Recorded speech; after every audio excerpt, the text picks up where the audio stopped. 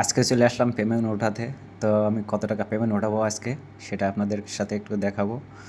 তো আমি প্রথমে আমার পাসওয়ার্ড দিয়ে দিলাম, পরে ব্যালেন্সটা দিয়ে দিলাম যে আমি কত টাকা উঠাচ্ছি। তবে একটা কথা আপনাদের বলে রাখাই ভালো যে এটা কিন্তু আমার কোনো ফেসবুকের পেমেন্ট না। আপনারা যেন ভেবেন না যে আমার ফেসবুকের ইনকাম। এটা আমি আমার কর্মস্থলে যে বেতনটা পাই সেটার পেমেন্ট ওঠাচ্ছি। তো এ মাসে একটু কাজ কমই ছিল, এজন্য খুব বেশি টাকা ওঠাতে পারিনি। তো এই এক ব্যাংকের থেকে টাকা ওঠালাম, এখন আরেক ব্যাংকে যেয়ে টাকাটা দিয়ে দেওয়া লাগবে। আমাদের টাকা আমাদের হাতে থাকে না,